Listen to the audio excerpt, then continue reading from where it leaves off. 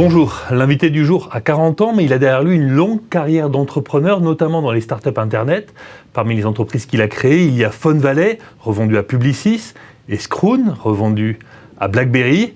Mais sa dernière aventure est avant tout philanthropique. Il s'agit d'une fondation, la fondation EPIC, qui est devenue un des emblèmes de ce qu'on appelle la philanthropie 2.0. Bonjour Alexandre Mars. Bonjour Benoît. Alors qu'est-ce que votre fondation change ou modifie dans le monde de la philanthropie ?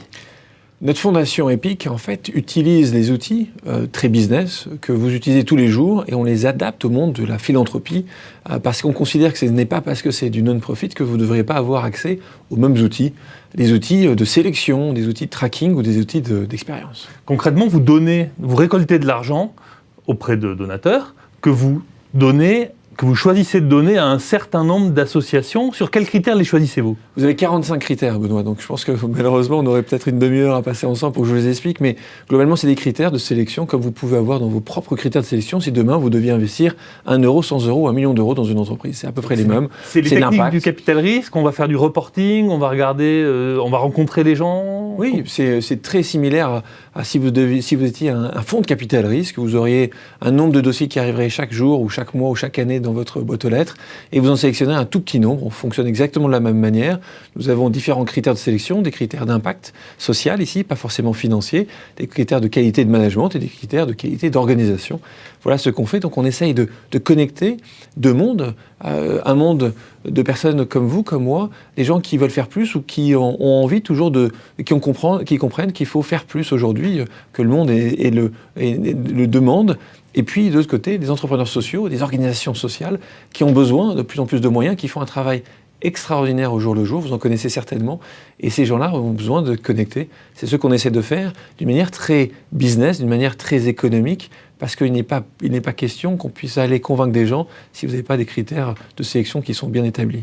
Ces entreprises sociales et solidaires ou ces ONG auxquelles vous donnez, elles sont sur des secteurs particuliers, dans des pays particuliers, ou c'est dans tous les domaines sans distinction ? Non, c'est uniquement l'enfance et la jeunesse, donc 0 à 24 ans, ça dans 6 régions du monde, évidemment l'Europe de l'Ouest et la France, mais aussi les États-Unis, l'Afrique de l'Est, le Brésil, l'Inde et l'Asie du Sud-Est. Donc on trouve y compris des ONG qui agissent en France sur le terrain. Bien sûr. Vous avez des exemples par exemple de celles parmi la vingtaine que vous... Bien sûr, on a 2 en particulier ici, une qui s'appelle Simplon, .simplon.co qui aujourd'hui exactement fait du codage, donc apprend les jeunes de 16 ans après 16 ans à coder, et l'autre qui s'appelle Sport dans la ville, qui essaye et qui récupère, et justement qui essaye de cette jeunesse ou cette enfance de les récupérer, en tout cas de leur donner une certaine différente dimension en utilisant le sport. Et les donateurs, pour passer aux donateurs, c'est qui ? Vous disiez c'est vous, c'est moi, c'est plutôt des gens qui ont pas mal d'argent, c'est des entreprises, c'est des gens qui, comme vous, ont gagné beaucoup d'argent grâce à des startups. Alors, il y a 3 typologies de donateurs. La première typologie, ça va être des gens qui auront certainement d'un certain moyen, qui ont pu gagner de l'argent, soit ils l'ont hérité, soit ils l'ont gagné, mais en tout cas qui veulent donner plus et qui ont les moyens de donner plus.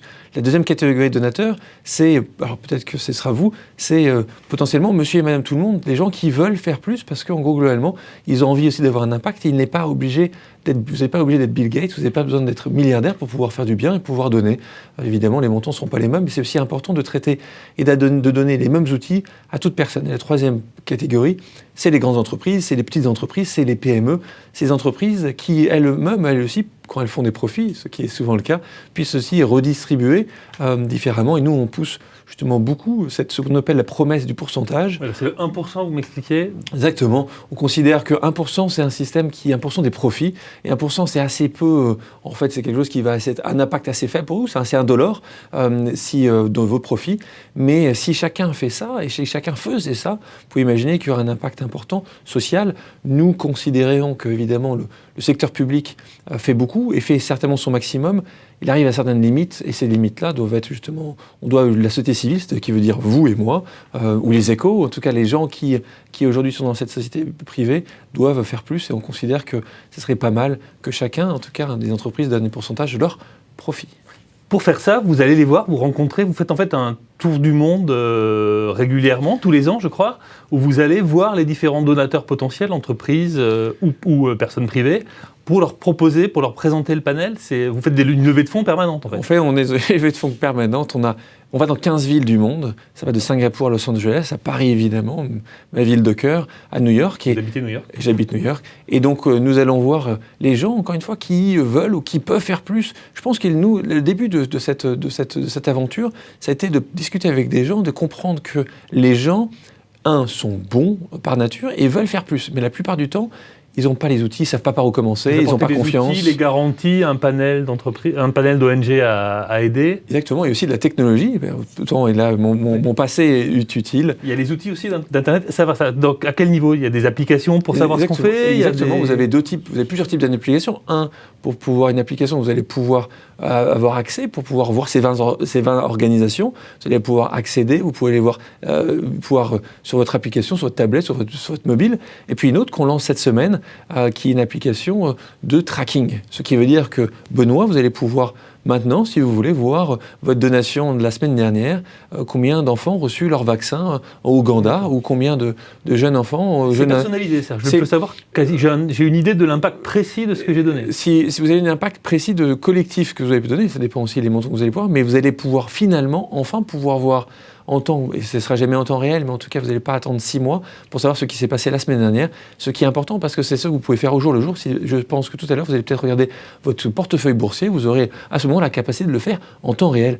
Pourquoi pas avec vos investissements sociaux. L'autre application qu'on va sortir, c'est tout ce qui est autour de la réalité virtuelle. On en parle beaucoup, et je pense que vos lecteurs et téléspectateurs vont le voir de plus en plus, parce que cette fin d'année, ça va être le grand cadeau en France comme ailleurs. Vous allez pouvoir mettre ces lunettes-là, et vous allez avoir un engagement très fort. Les médias vont beaucoup évoluer ces prochains mois, ces prochaines années, grâce à ça, ou à cause de ça.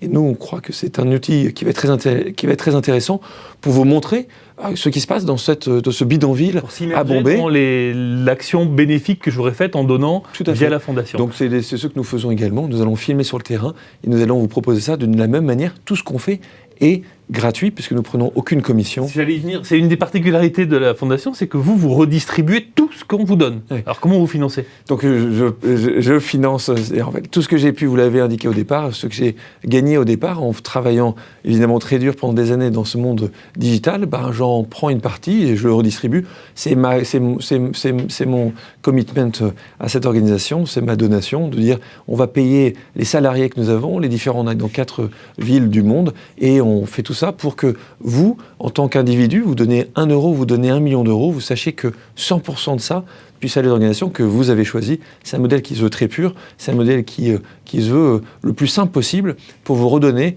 une certaine confiance dans vos donations. Et vous l'avez dit, vous cherchez de l'argent, vous rencontrez des gens partout dans le monde, dans une quinzaine de villes.